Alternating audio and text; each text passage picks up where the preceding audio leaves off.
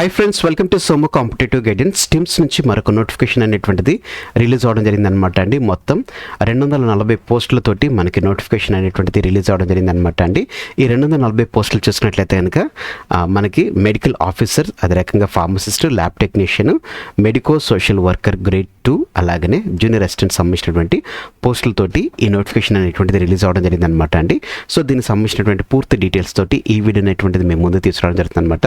So friends, ఈ వీడియోని చివరకు చూడడం మర్చిపోకండి. అంత మాత్రమే కాకుండా మన సోము కాంపిటేటివ్ గైడెన్స్ అనేటువంటి యూట్యూబ్ ఛానల్లో మీరు సబ్స్క్రైబ్ చేసుకోవడం మర్చిపోకండి. ఇక వివరాలకు మనం వెళ్ళినట్లయితే కనుక ఫస్ట్ ఆఫ్ ఆల్ మనకి ఈ నోటిఫికేషన్ అనేటువంటి చేసినట్లయితే కనుక office of the director of medical education Hyderabad నుంచి మనకి రావడం జరిగింది అనమాట అండి. నోటిఫికేషన్ 1 2026. ఇక్కడ మనం చూసుకున్నట్లయితే కనుక టోటల్గా మనకి వేకెన్సీస్ వచ్చేసి 240 పోస్టులు అనేటువంటి తీయడం జరిగింది అనమాట. ఇందులో అత్యధికంగా చూసుకున్నట్లయితే మెడికల్ ఆఫీసర్ సంబంధించినటువంటి పోస్టులు అనమాట అండి. 144 పోస్టులు అనేటువంటి తీయడం జరిగింది. ఆ తర్వాత ఫార్మసిస్ట్ చూసుకున్నట్లయితే కనుక మొత్తం 14 పోస్టులు అనేటువంటి తీయడం జరిగింది.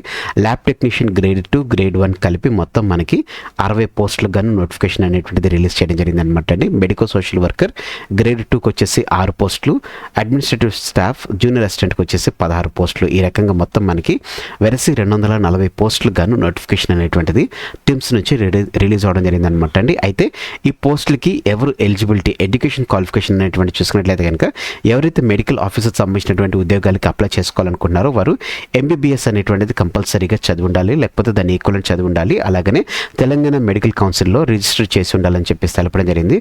ఫార్మసిస్ట్ గ్రేడ్ 2కి వచ్చేసి intermediate D pharmacy, B pharmacy, board of university, Telangana pharmacy council నుంచి రిజిస్టర్ చేసినటువంటి వారు. అలాగనే ల్యాబ్ టెక్నీషియన్ గ్రేడ్ 2 చూసినట్లయితే కనుక DMLT or BSc MLT, intermediate vocational చదివినటువంటి వారు, MLT రికగ్నైజ్డ్ ఎనీ గవర్నమెంట్లో 1 year అప్రెంటిస్షిప్ చేసినటువంటి వాళ్ళు, అదే రకంగా TGPMB నుంచి రిజిస్టర్ చేసినటువంటి వారు ల్యాబ్ టెక్నీషియన్ గ్రేడ్ 2కి అర్హులుగా అనమాట అండి. దాంతో పాటుగానే ఎవరైతే DMLT అదే రకంగా BSc MLT చేసినటువంటి వారు మ్యాక్సిమం పర్సెంటేజ్ సెక్యూర్ చేసినటువంటి వాళ్ళు కూడా కన్సిడర్ చేస్తారని చెప్పేసి తెలపడం జరిగింది అనమాట అండి.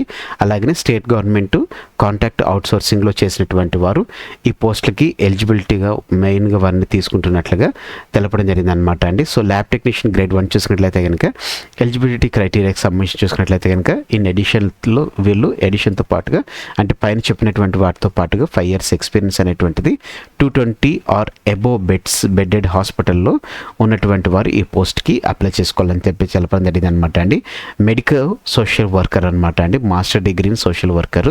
అలాగనే యూనివర్సిటీ చేసినటువంటి వారు, university grant permission at least 3 years experience ఉన్నటువంటి వారు ఈ పోస్ట్కి అప్లై చేసుకోవాలని చెప్పి తెలపడం జరిగింది. అలాగనే జూనియర్ అసిస్టెంట్ దీనికైతే చూసుకున్నట్లయితే కనుక ఏ విధమైనటువంటి మనకి హాస్పిటల్ ఓరియంటెడ్గా BSc కానీ ఇదే విధమైనటువంటి అడగలేదన్నమాట అండి. జస్ట్ మనకి must have passed bachelor degree or any recognised university అనేటువంటిది మనకి ఇక్కడ అడగడం జరిగింది అనమాట అండి.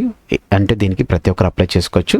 మస్ట్ హ్యావ్ కంప్యూటర్ నాలెడ్జ్ ఉండాలి, కంప్యూటర్ అప్లికేషన్ మీద నాలెడ్జ్ ఉండాలి. అదే రకంగా డిగ్రీలో కంప్యూటర్ అనేటువంటిది యాజ్ ఎ సబ్జెక్ట్గా చదివినటువంటి వారు ఈ పోస్ట్కి ఎలిజిబిలిటీ అని చెప్పేసి తెలపడం జరిగింది అనమాట అండి. అయితే ఏజ్ పరంగా మనం చూసుకున్నట్లయితే కనుక ఎడ్యుకేషన్ అయిపోయింది. ఏజ్ పరంగా మనం చూసుకున్నట్లయితే కనుక అప్పర్ ఏజ్ అనేటువంటిది 45 years అనేటువంటిది ఇవ్వడం జరిగింది అనమాట. With age relaxation of SC ST చూసుకున్నట్లయితే 50 years. అలాగనే క్యాండిడేట్స్ BC క్యాండిడేట్ చూసుకున్నట్లయితే కనుక 48 years అనేటువంటిది ఏజ్ రిలాక్సేషన్ అనేటువంటిది వర్తిస్తుంది అన్నట్లుగా ఇందులో మనకి తెలపడం జరిగింది అనమాట అండి. అయితే గుర్తుపెట్టుకోండి, ఈ నోటిఫికేషన్ ఏవైతే ఉన్నాయో ఇది 31 March 2027 వరకు ఇవి ఉంటుందన్నమాట. అది టెంపరీ బేస్ మీద అంటే కాంట్రాక్ట్ బేస్ మీద వీటిని తీసుకుంటున్నట్లుగా తెలపడం జరిగింది అనమాట అండి. అయితే మంచి రికగ్నైజ్డ్ శాలరీ తోటి ఇది ఇవ్వడం జరుగుతుంది. అలాగనే తెలంగాణ గవర్నమెంట్ సంబంధించినటువంటి టీమ్స్లో జాబ్స్ కాబట్టి ఫర్దర్గా ఈ సర్టిఫికేట్ అనేటువంటిది మనకి ఎంతగానో యూస్ఫుల్ అవడం జరుగుతుంది అనమాట అండి. అలాగనే ఈ ఎక్స్పీరియన్స్ అనేటువంటిది కూడా మనకి చాలా మ్యాటర్ అవుతుంది అనమాట అండి. సో ఎవరైతే ఈ పోస్ట్కి అప్లై చేసుకోవాలనుకుంటున్నారో ఈ పోస్ట్కి అప్లై చేసుకోవాలనుకున్నటువంటి వారు కంపల్సరీగా ఈ డాక్యుమెంట్స్ అనేటువంటిది స్టిపులేట్ చేసుకుని మీరు తీసుకురావాలని చెప్పేసి తెలపడం జరిగింది అనమాట అండి. ఫిల్డ్ ఇన్ అప్లికేషన్ ఫామ్ అనేటువంటిది PDF ఫామ్ ఉంటుందన్నమాట అండి. దీనికి సంబంధించినటువంటి ఎలా ఫిల్అప్ చేయాలనేటువంటిది కూడా వీడియో నేను చేయడం జరుగుతుంది అనమాట అండి.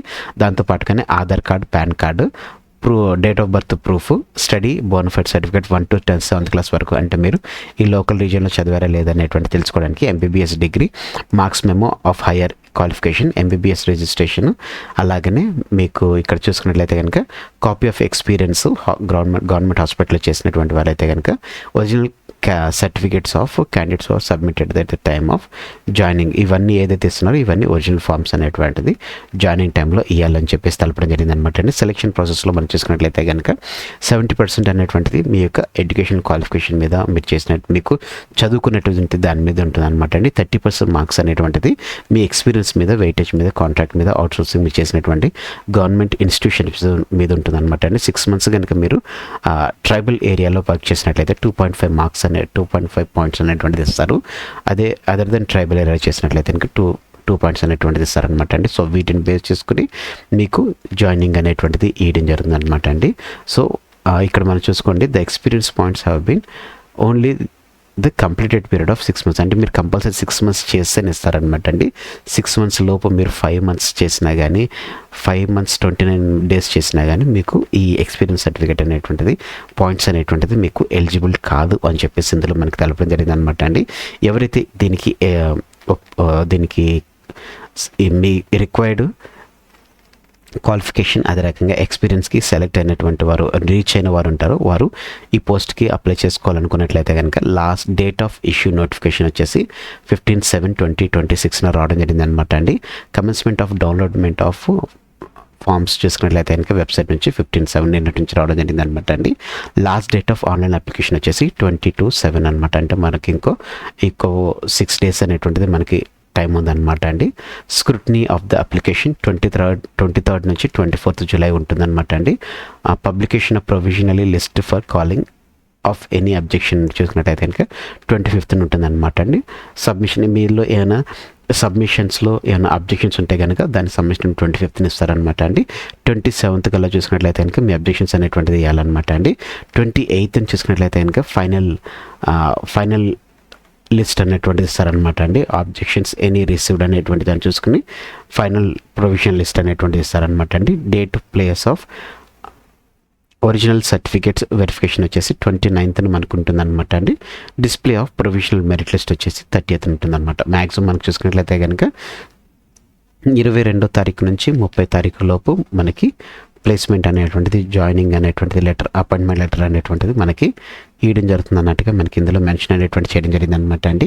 సో ఎవరైతే ఈ పోస్ట్కి ఎలిజిబిలిటీ ఉన్నారో, ఎలిజిబిలిటీ ఉన్నటువంటి వారు ప్రతి ఒక్కరు అప్లై చేసుకోండి. జూనియర్ అసిస్టెంట్ చూసుకున్నట్లయితే కనుక ప్రతి ఒక్కరు ఈ పోస్ట్కి అప్లై చేసుకునేటువంటి ఫ్లెక్సిబిలిటీ ఉంది కాబట్టి ఈ పోస్ట్కి మీరు అప్లై చేసుకోండి అనమాట అండి. మిగతా వాళ్ళు మీ యొక్క బ్యాచిలర్స్ సంబంధించినటువంటి కోర్సులో ఏదైతే మీరు రిలేటెడ్గా ఉన్నారో దాంట్లో మీరు అప్లై చేసుకునేటువంటి ఫ్లెక్సిబిలిటీ అనేటువంటిది కలిగించడం జరిగింది అనమాట అండి. సో ఫ్రెండ్స్, ఇదనమాట అండి టీమ్స్ నుంచి వచ్చినటువంటి 240 ఉద్యోగాలకు సంబంధించినటువంటి పూర్తి వివరాలతో కూడినటువంటి వీడియో. Thanks for watching the video. Have a nice day. All the best for your exams. Bye.